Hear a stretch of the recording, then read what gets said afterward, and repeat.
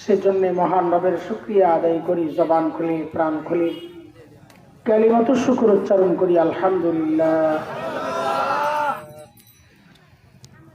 কুরআনুল কারীমের সূরাতুল হাশরের ছোট্ট একটা আয়াত আমি তেলাওয়াত করেছি, 18 নম্বর আয়াত।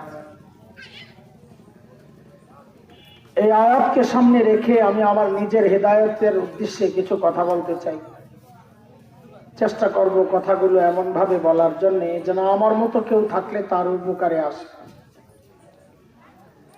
যে আয়াতে কারিমা তিলাওয়াত করছি ওই আয়াতে আল্লাহ সুবহানাহু ওয়া তাআলা আমাকে আপনাকে বড় মায়া করে একটা ডাক দিচ্ছেন, ইয়া আইয়ুহাল্লাযীনা আমানু, ও ঈমানদারেরা।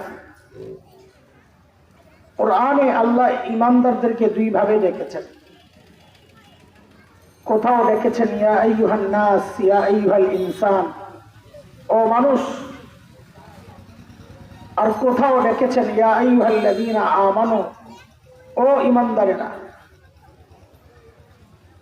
হযরত মুফতি শফি রাহমাতুল্লাহি আলাইহি বলেন, এই দুই ডাকের মধ্যে অনেক পার্থক্য।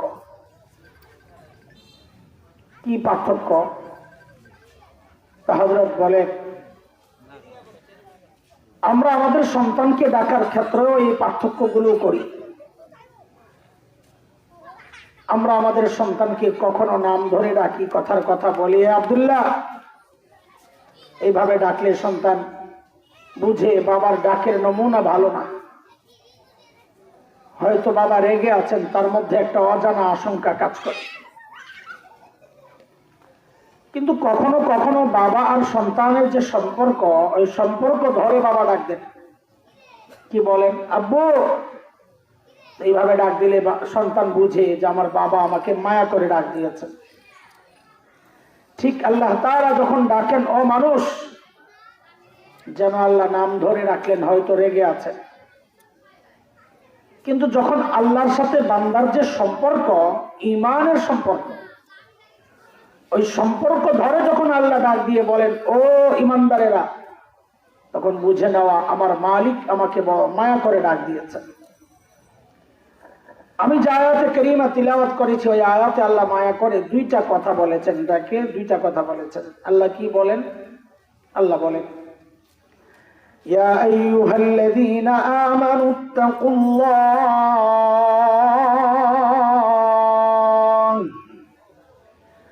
ওয়ালতানজুর নাফসুম মা কদ্দামাত লিগাদিন ওয়াত্তাকুল্লাহ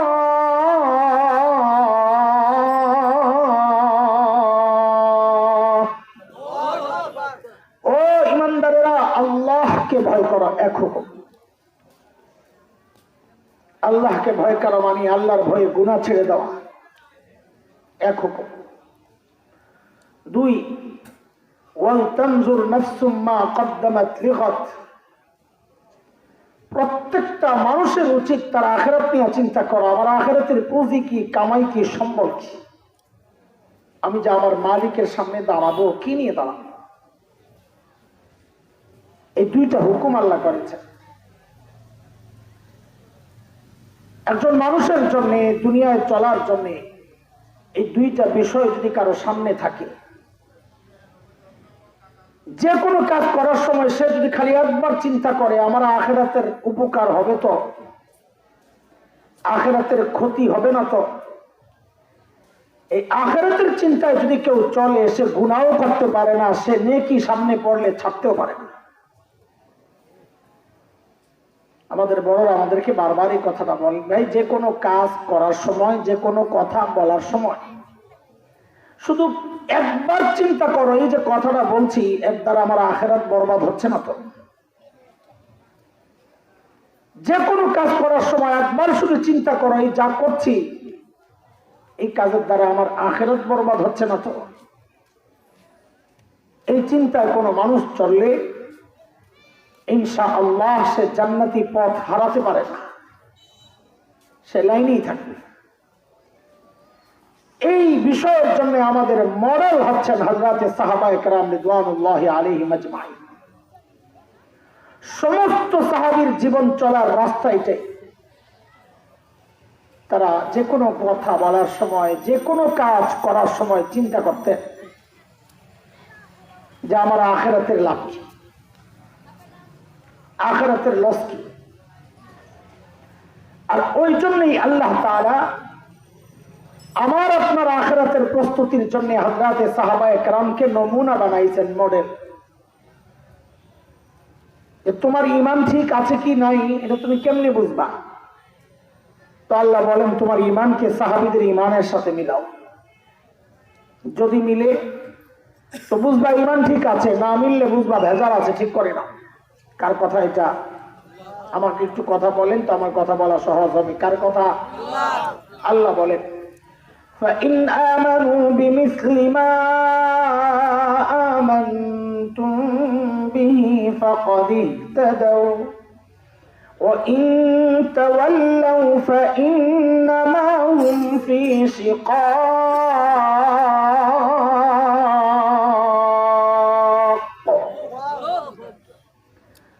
বলে তোমার তাকওয়াকে সাহাবীদের তাকওয়ার সাথে মিলাও। তুমি তো মনে করো তুমি মুত্তাকি, দেখো তোমার তাকওয়া সাহাবীর তাকওয়ার সাথে মিলে কিনা। তারাও মুত্তাকি ছিলেন, আমিও মুত্তাকি মনে করি নিজেকে। আমি যে নিজেকে মুত্তাকি মনে করি, আমার তাকওয়া ঠিক আছে কিনা। বলে এর জন্য সাহাবীদের দিকে তাকায়া দেখো, মিলাও। বলে কেন মিলাবো? তো আল্লাহ যেন বলছেন তুমি যে মুত্তাকি তোমার পাশের মানুষ স্বীকার করে না, আর আমার নবীর সাহাবীরা যে মুত্তাকি এটা আমি আল্লাহ নিজে সাক্ষী দিচ্ছি। সূরা হুজুরাত 3 নম্বর আয়াত আল্লাহ বলেন ইন্নাল্লাযীনা ইয়াউযুনা আসওয়াতাহুম ইনদা রাসূলিল্লাহ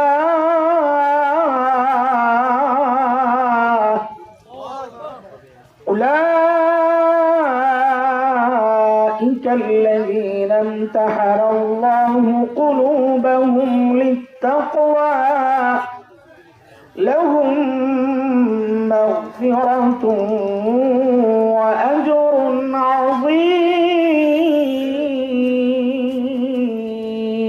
عظيم। এতক্ষণ যা বলেছি আমার সাথে আপনারা একটু বলেন তো কি বলেছি? আমাদের আমলকে কাদের সাথে মিলাইতে হবে? বলে আল্লাহ যদি মিলে, যদি মিলে তো কি দিবেন? তো সূরা তাওবার 100 নম্বর আয়াত, ওই আয়াতে আল্লাহ জবাব দিয়েছেন যদি মিলে যায় তো নবীর সাহাবীদেরকে যা দিয়েছি মনে রেখো তোমাদেরকে আমি আল্লাহ তাই দিয়ে দিব। বলে সাহাবীদেরকে কি দিয়েছেন আপনি? তো আল্লাহ যেন বলেন দুইটা জিনিস দিয়েছি। এক দিয়েছি স্বীকৃতি, সাহাবীদেরকে আমি বলেছি তোমাদের উপর রাজি হয়ে গেলাম। কিয়ামত পর্যন্ত যার আমল সাহাবীর সাথে মিলবে আমি তাকেও জানাই দিচ্ছি আমি তার উপরও রাজি হয়ে যাব। বলে আর কি দিবেন? বলে সাহাবীদেরকে আমি জানিয়েছি ওদের জন্য আমি জান্নাত তৈরি করে রাখছি। কিয়ামত পর্যন্ত যার আমল সাহাবীর সাথে মিলবে তাকেও আমি জানাই দিচ্ছি তার জন্য আমি জান্নাত তৈরি করে রাখছি। কথা কার? আল্লাহ বলেন সূরা তাওবা 100 নম্বর আয়াত আল্লাহ বলেন والسابقون الأولون من المهاجرين والأنصار والذين اتبعوهم بإحسان رضي الله عنهم ورضوا عنه وأعد لهم جنات تجري تحتها الأنهار خالدين فيها أبدا ذلك الفوز العظيم।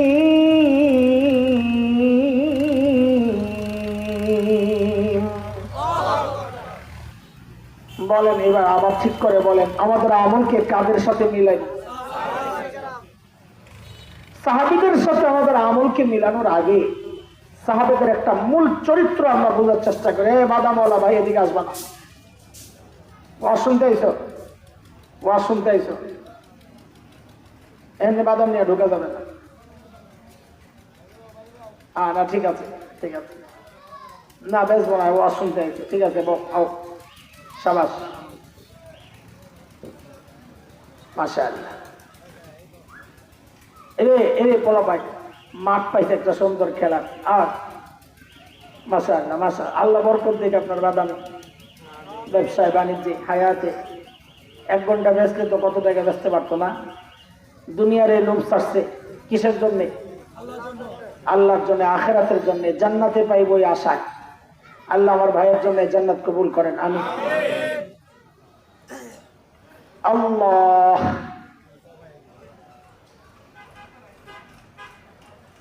সাহাবীদের একটা চমৎকার চরিত্র আমরা বুঝি, সেটা হচ্ছে নেকি যতই ছোট হোক তারা সামনে পাইলে ছাড়তেন না, গুনাহ যতই ছোট হোক সুযোগ পাইলেও করতেন না। আমি কথাটা বুঝাইতে পারছি আপনাদের? আবার নেকি যতই ছোট হোক সামনে পড়লে, গুনাহ যতই ছোট হোক সুযোগ পাইলেও, এটা ছিল সাহাবী চরিত্র। এই চরিত্র যে লালন করতে পারবে, প্র্যাকটিস করতে পারবে, তো আল্লাহ তাদেরকে বলেছেন তোমাকে আমি সাহাবীর সাথে জান্নাত দিয়ে দেব। আমরা একটু উদাহরণ শুনি।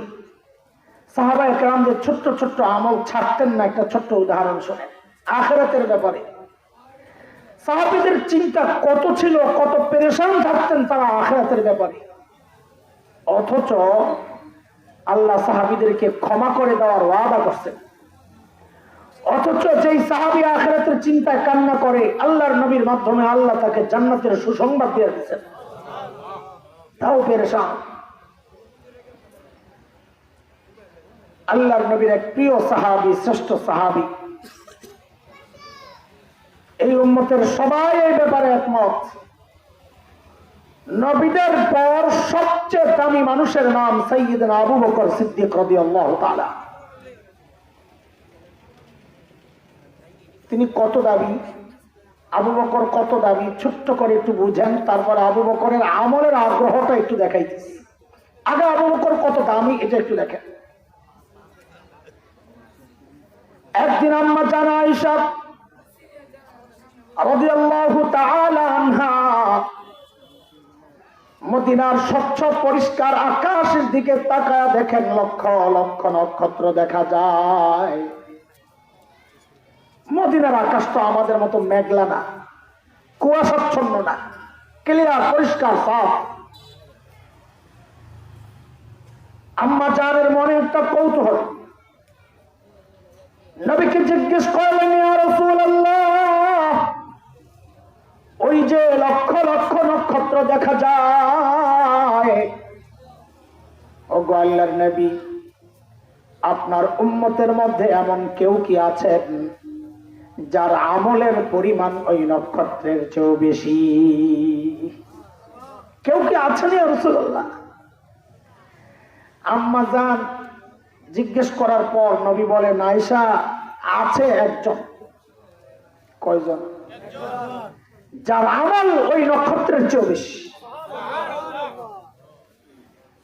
আম্মা জান তো মনে মনে খুশি, জানি তো একজন যেহেতু তো আমার বাবা আবু বকরই তো, ঠিক না? তো বলে জানলে আবার জিজ্ঞেস করছো কেন? দুনিয়ার সব মেয়েরাই চায় স্বামীর মুখ দিয়ে একটু বাবার বাড়ির প্রশংসা শুনতে। একদিন খালি বদনাম করবেন, দেখবেন 1 সপ্তাহ তরকারি মজা হয় না, হয় লবণ কম হয়, নয় বেশি হয়, হয় ঝাল কম হয়, নয় বেশি হয়। ঠিক নি কথা? খুব খুশি লাগতেছে না? বেডিকে বদনাম চলতেছে। বদনাম আমার আর আপনার হয়েছে, আপনার খবর নাই। তার মা বাবার প্রশংসা করলে তার ভালো লাগে, বদনাম করলে খারাপ লাগে। সন্তান হিসাবে তো এটাই হওয়ার কথা। অসভ্য খারাপ তো আমি আর তুমি। এই বল যখন আমার মা বাবার বদনাম আমার কানে ঢুকায়, আমার খারাপ লাগে না, বরং বউয়ের কথায় যাই আমি মা বাবার সাথে খারাপ আচরণ করি। খারাপ তো আমি, বউ তো ঠিকই আছে। কথা বলেন। আল্লাহর হাবিব যেহেতু কইছে আয়েশা আছে একজন, আম্মা জান তো বুঝছে আমার বাবা আবু বকরই তো। আল্লাহর হাবিব বলেন, আয়েশা আমার যে উম্মতের আমল ওই নক্ষত্রের চেয়ে বেশি, সে হচ্ছে ওমর ইবনুল খাত্তাব। কে? আয় আল্লাহ, এই কথা বলার পর তো আম্মা জানের মনটা একেবারে খারাপ হয়ে গেল, চেহারাটা একদম মলিন হয়ে গেল। আমি চিন্তা করলাম কি নবী বললেন কি, আশামত হয়েছেন। আল্লাহর হাবিব বুঝছেন আম্মা জানের ভিতরে গন্ডগোল চলতেছে, চেহারা দেখলে বোঝা যায় না। জামাইয়ের বউ সম্পর্ক তো আরো গভীর, আর নবীর আন্দাজ তো আরো বেশি। আল্লাহর হাবিব বুঝে গেছেন যে আয়েশার ভেতরে গন্ডগোল চলতেছে, মনপুত হয় নাই জবাবটা। আয়েশা আশা করছে তার বাবা আবু বকরের নাম বলবো। আল্লাহর হাবিব তখন বলেন কি জানেন, আয়েশা চেহারা দেখে মনে হচ্ছে তুমি মনে করছিলা তোমার বাবার নাম বলবো না। আরে আয়েশা শুনো শুনো শুনো, তোমার বাবা আবু বকরের হিসাবটাই আলাদা। আমার গোটা উম্মতের আমল যদি এক পাল্লায় করা হয়, আর একটা আবু বকরের ওই যে 3 দিন ছিল আমার সাথে সাউর গুহায়, ওই 3 দিনের আমল যদি আরেক পাল্লায় করা হয়, তা আবু বকরের পাল্লা ভারী হয়ে যাবে। আবু বকর এত বড় মানুষ, নবী বলেছেন আবু বকর ফিল জান্নাহ, আবু বকর জান্নাতি। নবী আলাইহিস সালাম সাহাবীদের উদ্দেশ্যে সর্বশেষ বক্তব্য যেটা দিয়েছেন, অধিকাংশের মত হচ্ছে সেটা বুধবার যোহরের পর, সোমবার সকালে ইন্তেকাল করলেন। সকাল মানে একটু সূর্য উপরের দিকে ওঠার পর 10টা-11টা, এটাই সবচেয়ে গ্রহণযোগ্য বক্তব্য। তো সোমবারের আগে রবিবার, শনিবার, শুক্রবার, বৃহস্পতিবার, বুধবার, এই 5 দিন সর্বশেষ সাহাবীদের সামনে প্রকাশ্যে বক্তব্য দিয়েছেন। ওই জায়গায় নবী অনেক গুরুত্বপূর্ণ দিক নির্দেশনা দিয়েছেন। জীবনের শেষ হযরত আবু বকরকে নিয়ে নবী 3টা কথা বলেছেন ওই বক্তব্যে, শেষ বক্তব্যে, যে আমি যদি কাউকে আমার একান্ত বন্ধু বানাইতাম, খলিল, তা আমি আবু বকরকে বানাইতাম। কিন্তু এখানে আল্লাহরে বানাইছি তো, এই জন্য আবু বকরের বানাইতে পারি নাই, এটা হলো কথা। তবে আবু বকর আমার দিনী ভাই, এই এক কথা বলছেন।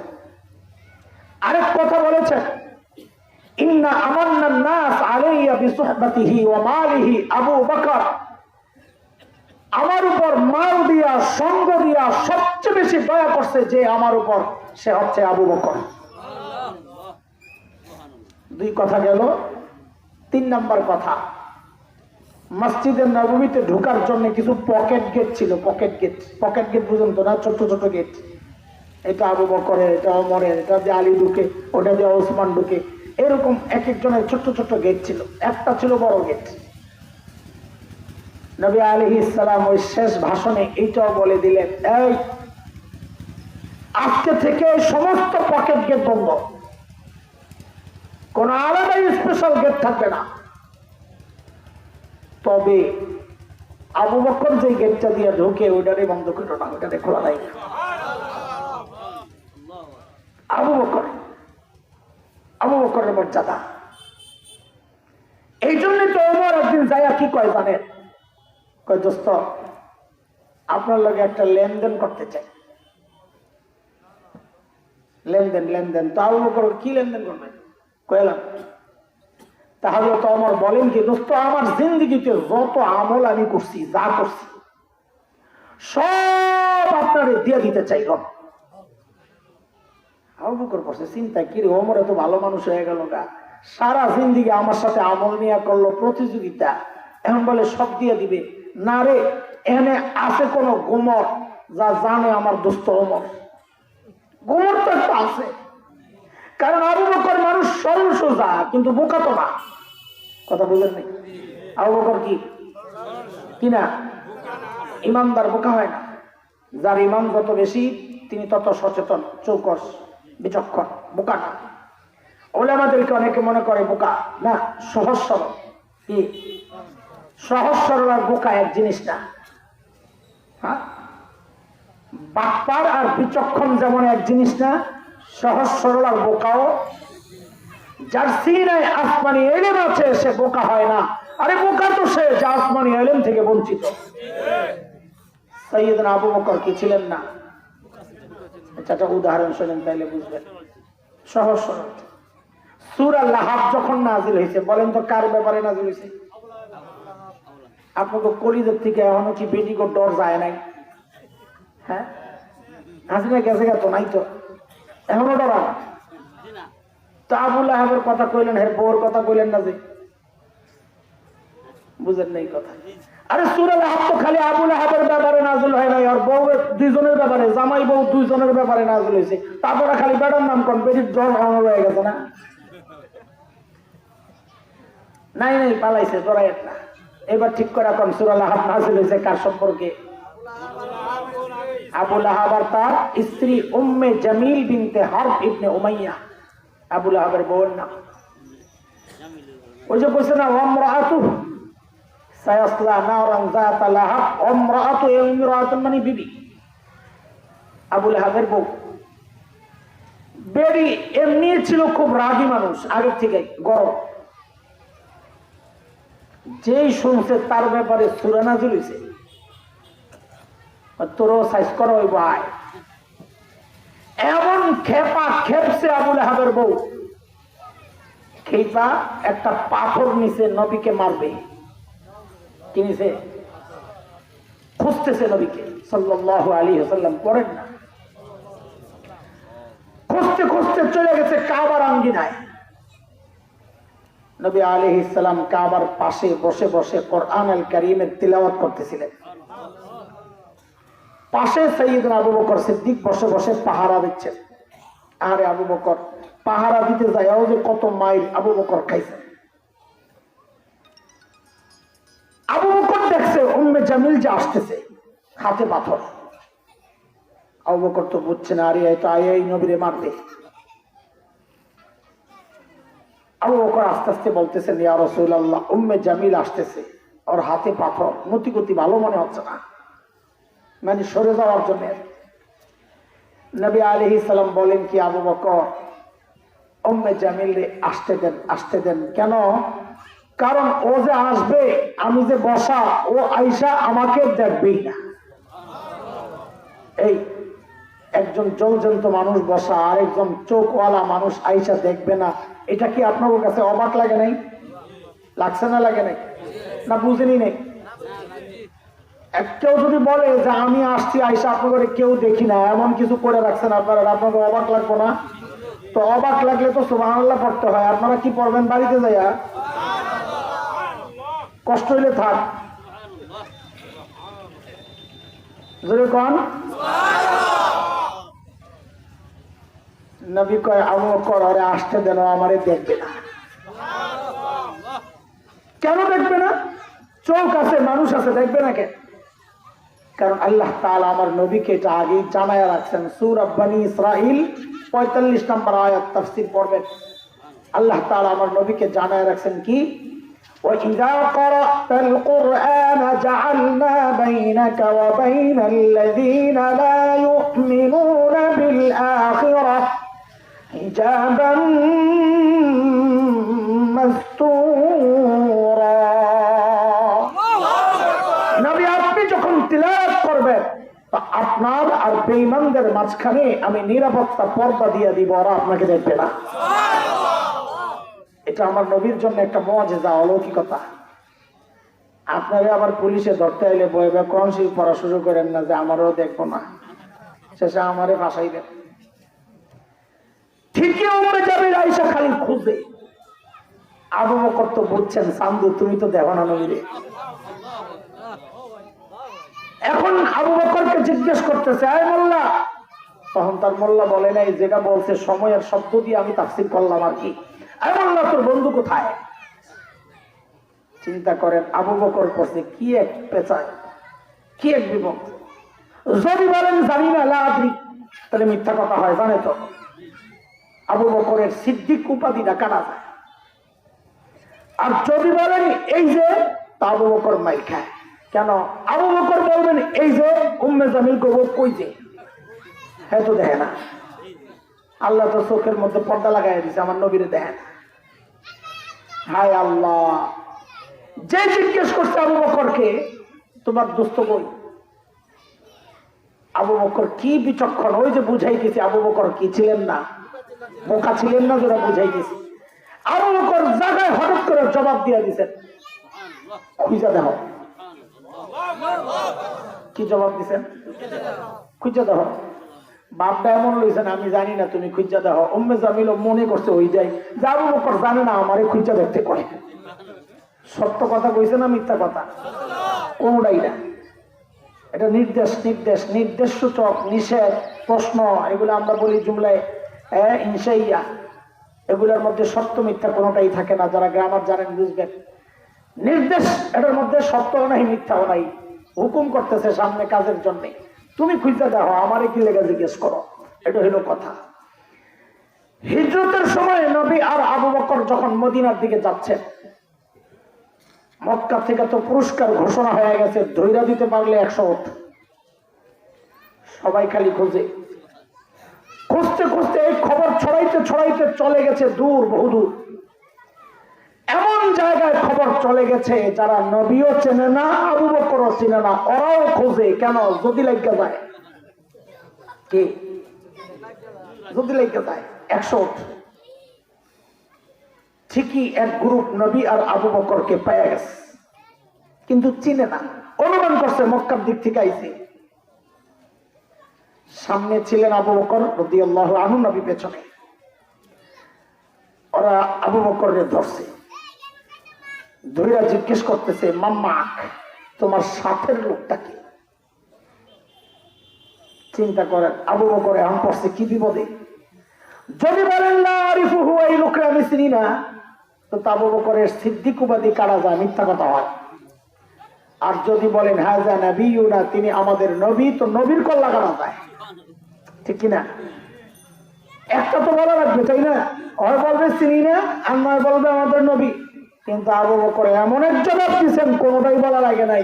আবু বকর কি বললেন হঠাৎ করে? বলে হাযার রাজুল ইয়াহদিনি, এই লোকটা আমারে রাস্তা দেখায়।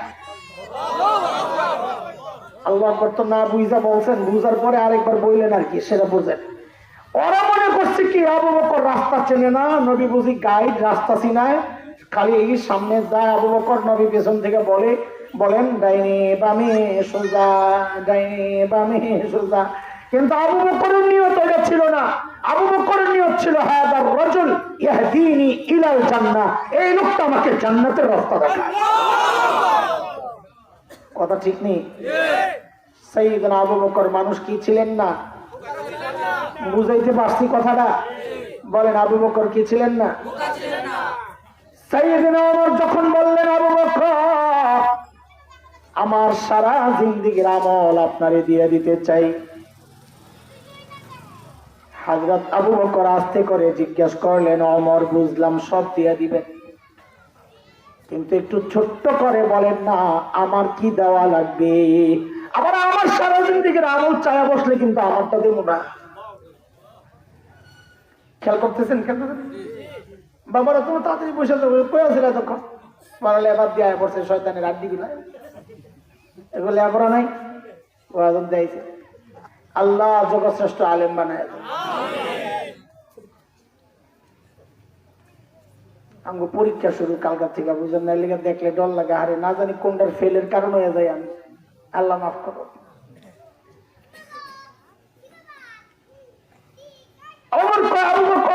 সব চাই না, সব চাই না, তো কি চান? ওই যে হিজরতের সময় 3 দিন যে নবীর সাথে গুহায় লুকায়া ছিলেন, যে ওই 3 দিন আমারে দিয়ে দিবেন, বিনিময়ে আমি আমার সারা জিন্দেগীর আমল আপনারে দিয়ে দেব। কয়দিন বিনিময়ে? বিনিময়ে হিসাব মিলে? কথা কোন হিসাব মিলে? তো নিশ্চয়ই ওই 3 দিনে ছিল এমন কোন গোমর যা জানতেন ওমর, যাই নাই কইছে আমার সারা জিন্দেগি লয়া যাও, 3 দিন দিয়ে দাও। হ্যাঁ, আরে বলেন না, একটা গোমর তো আছে নাকি? কি সেই গোমর? সংক্ষেপে একটু বলি, আমি শুধু আবু বকরের মর্যাদাটা দেখাইতেছি, তারপর দেখাবো ইনশাআল্লাহ যে এত বড় মানুষ হওয়া সত্ত্বেও ছোট্ট ছোট্ট কাজগুলো যে ছাড়তেন না। আমাদের গোড়ার কথা মনে আছে তো? নেকি যতই ছোট হোক তারা, গুনাহ যতই ছোট হোক সুযোগ পেলেও, মনে আছে তো সাহাবী চরিত্র? হিজরতের রাতে নবী আর আবু বকর তো গুহার ভেতরে, তো নবী আবু বকরের মাথা, আবু বকরের কোলে মাথা রেখে ঘুমাচ্ছিলেন। এর মধ্যে আবু বকর দেখতেছেন গুহার মুখের মধ্যে কাফেরদের পাও দেখা যায়, হাঁটতেছে, এরা খুঁজতেছে। আবু বকর পেরেশান, আইনি নিচের দিকে তাকাইলে তো দেখলেন। নবী ঘুম থেকে উঠে দেখেন যে আবু বকরের চেহারার মধ্যে চিন্তার ছাপ। পেরেশান আবু বকর। ও আবু বকর, এত চিন্তিত কেন? সাইয়েদনা আবু বকর বলেন, ইয়া রাসূলুল্লাহ, তাকায়া দেখেন, লাউ আন্না আহাদাহুম ইয়ানজুরু ইলা কদামাই, এদের যে কেউ একজন যদি গুহার মুখের দিকে তাকানোর দরকার নাই, যদি নিজেদের পায়ের দিকে তাকায় তাও তো আমাদেরকে দেখে ফেলবে। আল্লাহর হাবিব আবু বকরকে অভয় দিচ্ছেন। আবু বকর, আপনি মনে করেছেন কি? হ্যাঁ, কি মনে করেছেন এই গুহার ভেতরে বুঝি আমি আর আপনি, আমাদের সাথে বুঝি আর কেউ নাই? না আবু বকর না, এই গুহার ভেতরে কেবল আমি আর আপনি না আবু বকর, এই গুহার ভেতরে আমাদের সাথে আল্লাহ আছেন। কে আছেন? আল্লাহ তাআলার নবীর এই সান্ত্বনার বাণীটুকু এতটা পছন্দ হয়ে গেছে, আল্লাহ তাআলা কোরআনুল কারীমের সূরা তাওবার একটা আয়াতের টুকরা বানায়া নাযিল করে দিয়েছেন। আল্লাহ বলেন, ইযহুমা ফিল গার ইয ইয়াকুলু লিসাহিবিহি লা তাহজান ইন্নাল্লাহা মা'ানা। আল্লাহু আকবার। খুব সূক্ষ্ম কথা, সূক্ষ্ম কথা, একটু মনোযোগ দেন। আবু বকরের মর্যাদা শোনাই দিছি। আল্লাহ বলেন, ইযহুমা ফিল গার, দুইজন যখন গুহার ভেতরে, এই দুইজন মানে কে? নবী আর, বলেন বলেন বলেন বলেন, নবী আর। ইয ইয়াকুলু লিসাহিবিহি, একজন যখন তার সাহাবীকে বললেন, একজন মানে নবী, সাহাবী মানে কে? সবাই বলেন তো, সবাই বলেন। তার মানে অর্থটা পুরা কি দাঁড়াইলো? নবী যখন তার সাহাবী আবু বকরকে বললেন, এই তো নাকি? হায়, মুফাসসিররা শব্দের এই গাঁথুনি দেখে যেন পারে না, লাফায়া ওঠে। কারোবার দেখছো? আরে আবু বকরের মর্যাদা কিছু টের পাইছো? বলে কি বুঝি না তো, তোনারা দেখা দিয়েছেন। আরে দেখো দেখো, আল্লাহ বলতেছেন একজন যখন তার সাহাবীকে বললেন, তার মানে বুঝছো, আল্লাহ কোরআনে আবু বকর যে সাহাবী, এটা আল্লাহ নিজে কোরআনে স্বীকৃতি দিয়ে দিয়েছেন। তার মানে কি, এখন যদি কেউ অস্বীকার করে যে না আবু বকর সাহাবী না, সাথে সাথে তার ঈমান চলে যায়, কারণ কোরআন দ্বারা স্বীকৃত। কিন্তু ওমরের গোমর এই জায়গায়, ওমরের গোমর সামনে কি সেটা?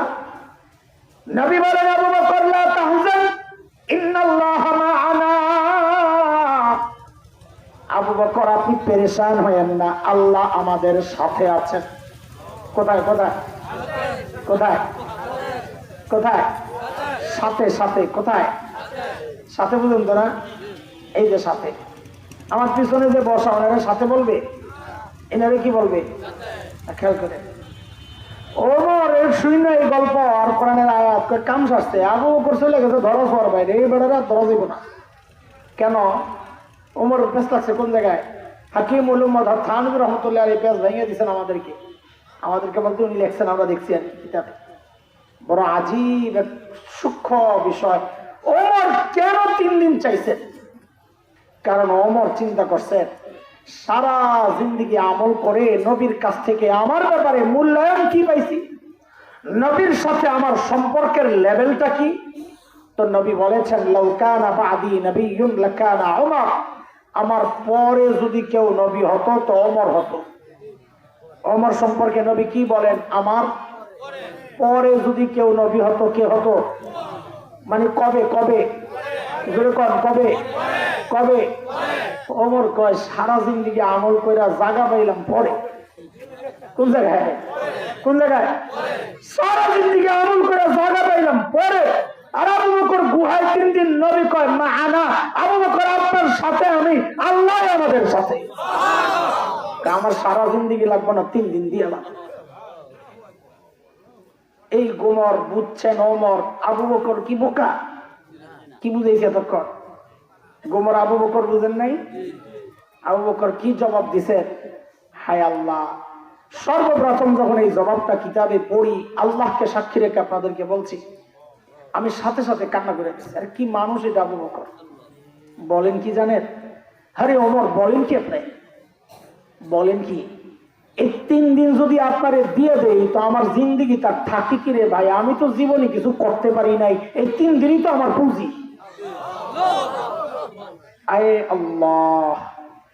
আবু বকর যদি জিন্দেগিতে কিছু করতে না পারে তো করছেন কি? কে করছেন? কি করেন নাই আবু বকর নবীর জন্য, দ্বীনের জন্য কি করেন নাই সেটা হলো বিষয়। হ্যাঁ, হিজরতের রাতে নবী আলাইহিস সালাম যায় দরজায় খালি টোকা মারছেন, সাথে সাথে দরজা খুলে গেছে। নবী তো অবাক হয়ে জিজ্ঞেস করছেন, আবু বকর আপনি ঘুমান নাই? আবু বকর কি জবাব দিলেন? ইয়া রাসূলুল্লাহ, ওই যে 6 মাস আগে বলেছিলেন বের হওয়া লাগতে পারে, ওগো আল্লাহর হাবিব, সেই দিন থেকে আজ পর্যন্ত এই দরজাটারে বালিশ বানায় দাঁড়ায় দাঁড়ায় ঘুমাইছি, পিঠটারে বিছানায় লাগাই নাই। কেন? কখন ডাক্তারে দরজা খুলতে খুলতে না আপনি বিপদে পড়ে থাক। সেই আবু বকর বলে জীবনে কিছু করতে পারি নাই। মাল দিতে দিতে আবু বকর গরিব হইয়া নিঃস্ব হয়ে গেছে। যতটুক ছিল এইটারও দিছেন কেমনে? মসজিদে নববীতে বসে বসে আবু বকর কান্দে, দোয়া করে। সাহাবীরা শুনতেছে কি দোয়া করে? ও আল্লাহ, আপনার নবীর দিলের মধ্যে ওই কথাটা ঢুকায়া দেন, ঢেলে দেন যে নবী আবু বকরের মালকে নিজের মাল মনে করে খরচ করেন, আপনি চাইেন না আবু বকরের কাছে। আবু বকরের কাছে চাইলে আবু বকরের দিতে লজ্জা পায়, কারণ তখন হাতটা আবু বকরেরটা উপরে জায়গা, আপনারটা নিচে জায়গা। এটা আবু বকর সহ্য হয়। আবু বকর কাঁদতেছে বৈশা বৈশা। সে আবু বকর জীবনে কিছু করতে পারি নাই। সে আবু বকর ছোট্ট ছোট্ট কামের জন্য কি করতেন? আবু বকর যখন খলিফা, ওনার রাষ্ট্র পরিচালনার সিস্টেম ছিল, দরবারে বিধবা অসহায় নারীদের লিস্ট আনায় রাখত।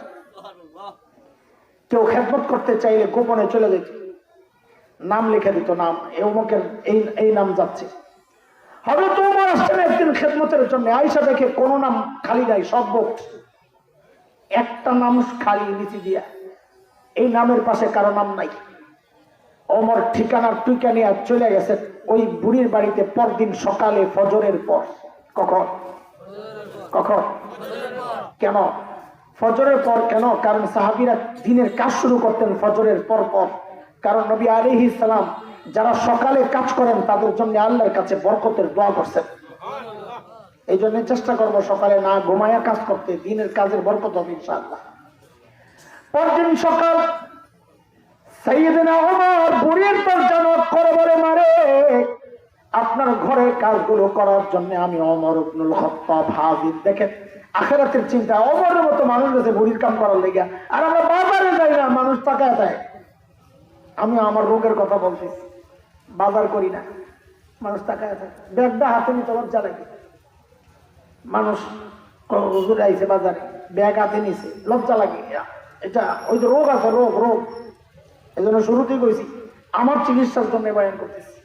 আর ওমর মতো মানুষ গেছেন বুড়ির বাড়ির কাম করার জন্য।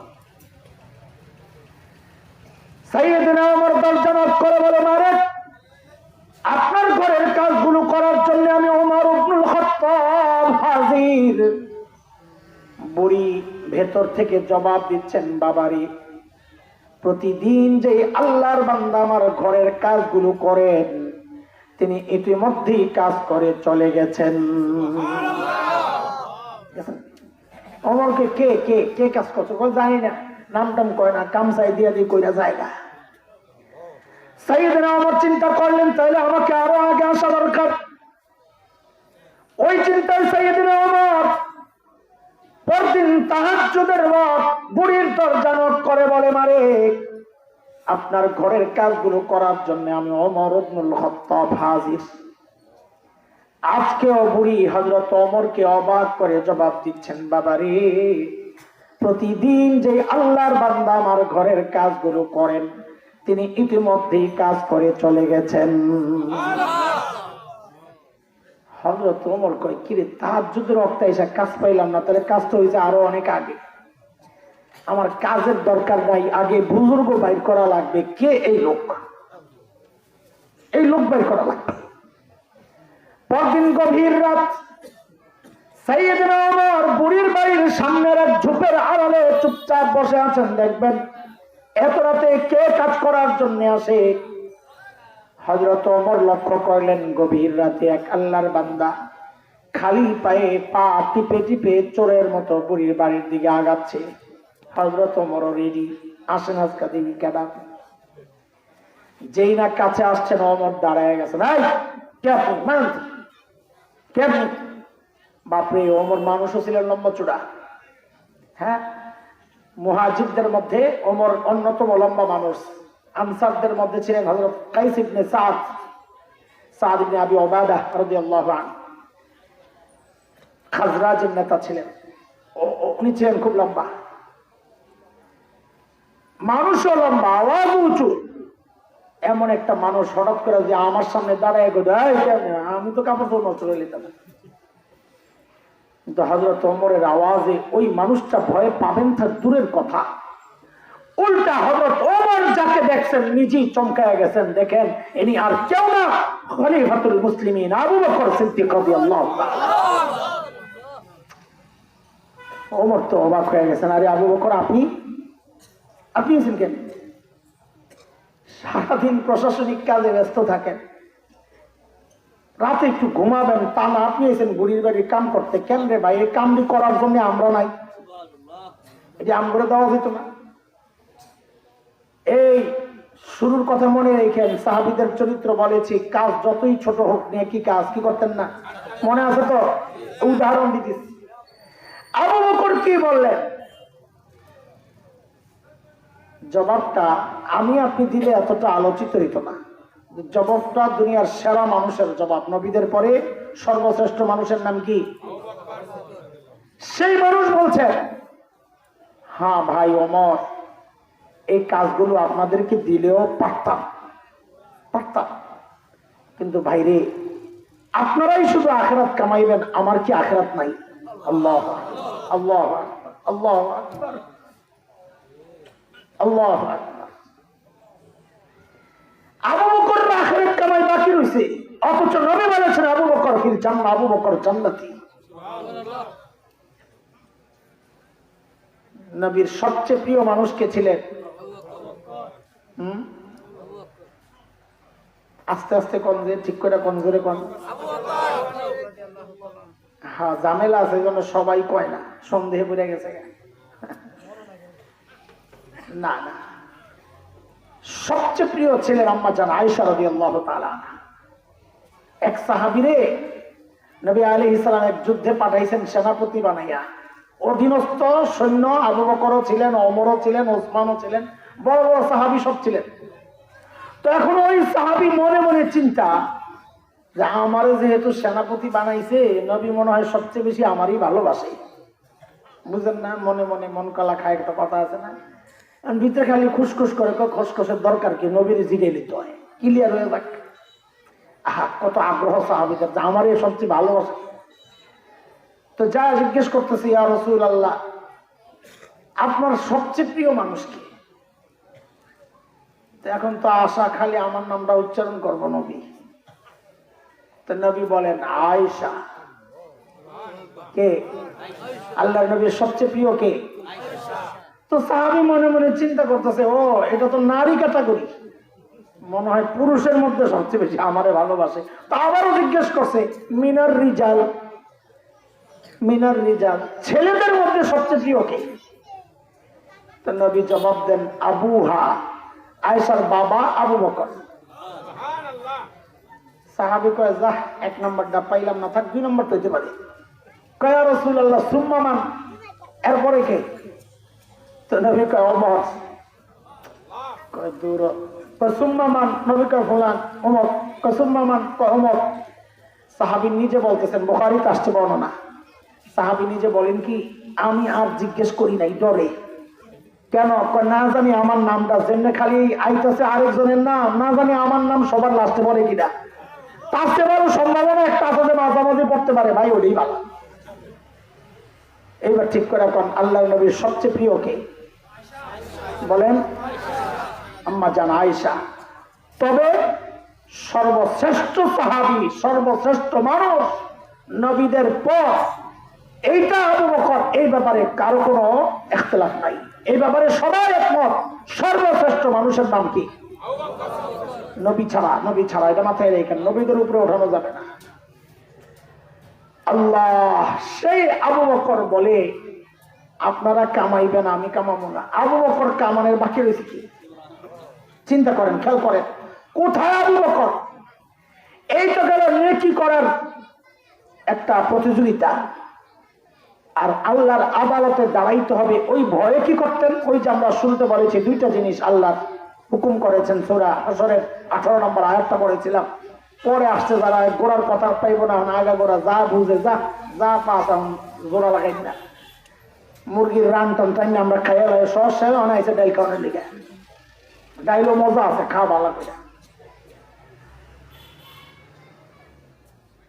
সাইয়েদনা আবু বকর, যুবক খেয়াল করো, খেয়াল করো, বাচ্চারা খেয়াল করো, মুরব্বী বাবা খেয়াল করেন। এত বড় মানুষ আবু বকর হওয়া সত্ত্বেও দূরে নির্জনে যায় একা একা কাঁদতেন, আর নিজের ধিক্কার দিয়া দিয়া বলতেন কি জানেন? ইয়াবনা আবি কুহাফা, এরে আবু কুহাফার ছেলে। হযরত আবু বকরের বাবার নাম আবু কুহাফা। এরে আবু কুহাফার ছেলে, তুই মানুষ কেন হইছিস? তুই মানুষ কেন হইছিস? এখন আল্লাহর আদালতে দাঁড়াইয়া হিসাব কেমনি দিবি? আরে আবু বকরের যদি হিসাব দিতে হয় তো বিনা হিসাবে জান্নাতে যাবেন কি? এই উম্মতের 49 কোটি এই উম্মতের বিনা হিসাবে জান্নাতে যাবে। কত কত? 70,000 বলেছেন নবী শুরুতে, যে 70,000 যাবে বিনা হিসাবে জান্নাত। পরে আবার বলেছেন এই 70,000 হলো গ্রুপ লিডার। 70,000 কি? প্রত্যেকে আরো 70,000 করে লয়ে যাবে। 70,000 পূরণ 70,000 হয় 49 কোটি।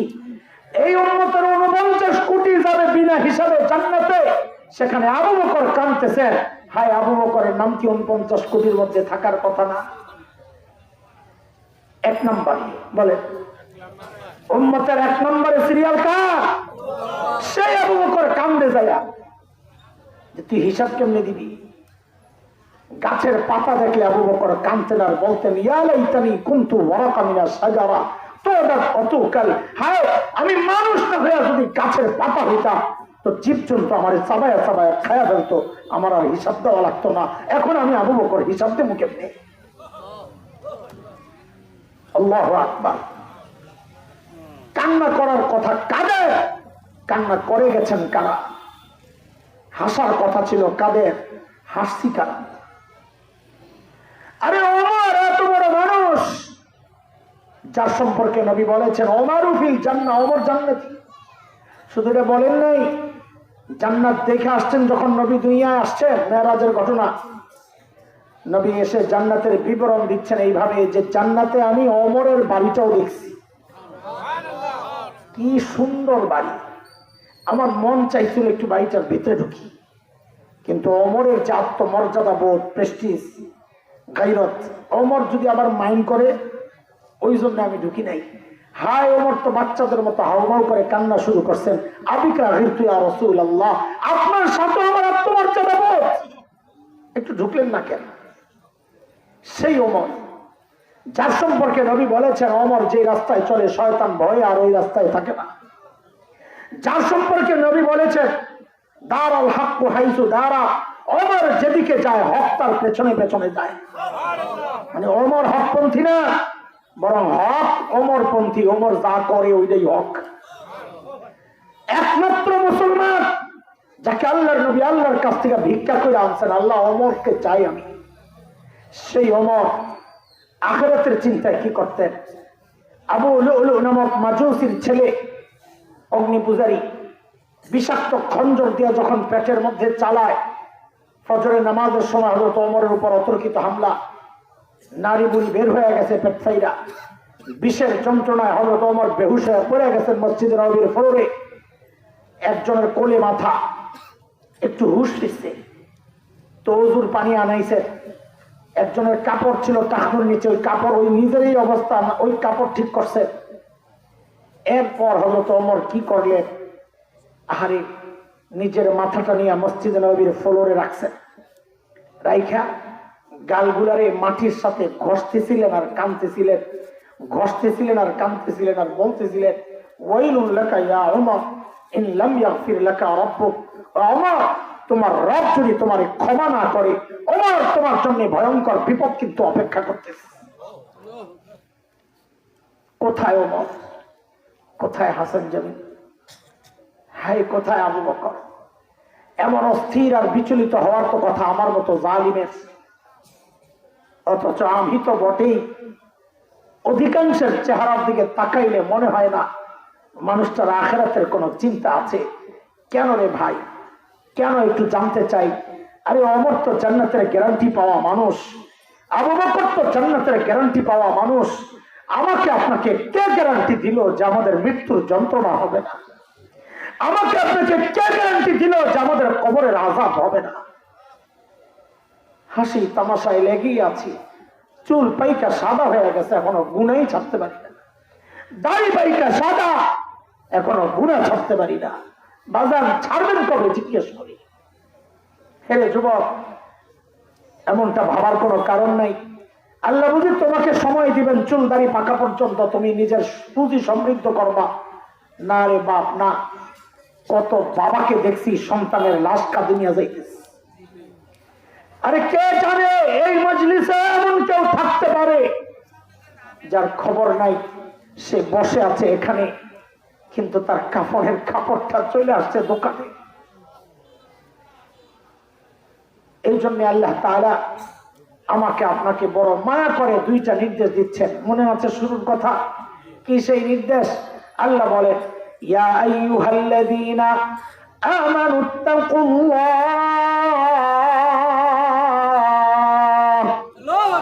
ওয়াল তানজুর নাফসুম মা কদ্দামাত লিগাদিন ওয়াত্তাকুল্লাহ ইন্নাল্লাহা খাবীরুম বিমা তা'মালুন।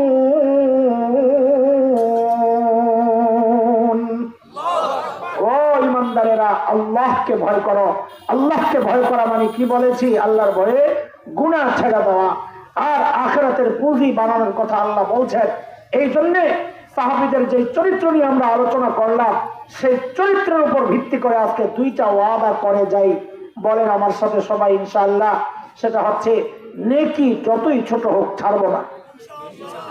আরে ইনশাআল্লাহ তো আমার কথার উপর কইলেন, আপনারাও লগে লগে বলেন না, নেকি যত ছোট হোক ছাড়বো না ইনশাআল্লাহ।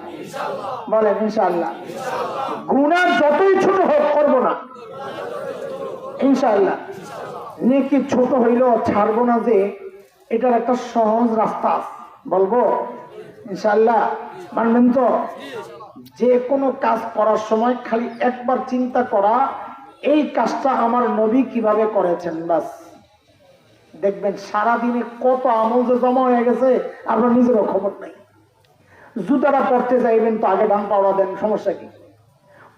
খোলার সময় আগে বাম পাও খোলেন, সমস্যা কি? কোনো সমস্যা আছে?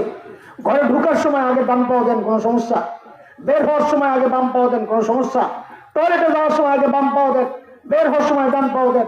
দোয়াগুলা পরে খানার সময় বসে খান, অল্প অল্প করে খান, ধীরে ধীরে খান, বিসমিল্লাহ বলে খান, শেষে আলহামদুলিল্লাহ বলেন। এগুলো কোনো সমস্যা? বলেন অথচ দেখা যাবে সারাদিন আপনি এই চিন্তায় যদি চলেন যে আমি কোনো কাজ সুন্নতের বাইরে করব না, দেখবেন কোনো কষ্ট তো হবেই না, অথচ দেখা যাবে দিন শেষে আমল নামা সমৃদ্ধ হয়ে গেছে অটোমেটিক। সহজ, সবচেয়ে সহজ পদ্ধতি আমল নামা সমৃদ্ধ করার সবচেয়ে সহজ পদ্ধতি হচ্ছে যে কোনো কাজ সুন্নত তরিকায় করা, করার আগে চিন্তা করা এই কাজটা আমার নবী কিভাবে বলেছেন, কিভাবে করেছেন। ঠিক আছে, ইনশাআল্লাহ সাথে আমরা একটা আখেরি একটা প্রতিজ্ঞা করে আমি আপনাদের থেকে বিদায় নিব ইনশাআল্লাহ। সেটা হচ্ছে যে কোনো কথা বলার সময়, বিশেষ করে যুবকরা যারা ফেসবুক চালাও, বিশেষ করে তাদেরকে বলছি, যে কোনো কথা বলার সময়, যে কোনো কাজ করার সময়, বলার আগে করার আগে একবার খালি চিন্তা করা, আমি যা বলতে চাচ্ছি, আমি যা করতে চাচ্ছি, এর দ্বারা আমার আখিরাতটা বরবাদ হচ্ছে না তো? এই কারণে আল্লাহর আদালতে আমাকে দাঁড়াতে হবে না তো? বাস এতটুকু চিন্তায় একজন মানুষকে গুণামুক্ত জীবন দিতে পারে। এতটুকু চিন্তায় ওই যে প্রতিজ্ঞা করছিলেন নেকি যত ছোট হোক, এর পদ্ধতি হচ্ছে সুন্নত দিয়া জীবন সাজান। তাহলে দেখবেন অটোমেটিক ছোট্ট ছোট্ট আমল আপনার আমল নামায় জমা হইতেছে। গুনাহ যত ছোট হোক করব না, এর থেকে বাঁচার পদ্ধতি কি? যে কোনো কথা, যে কোনো কাজ করার সময় খালি একবার চিন্তা করব, আমার আখিরাতের কোনো ক্ষতি করছি না তো? এই এতটুকু চিন্তায় দেখবেন আপনাকে গুনাহ থেকে বাঁচাইয়া দিয়েছে ইনশাআল্লাহ। পারবো তো ইনশাআল্লাহ? আল্লাহ আমাদেরকে কবুল করেন।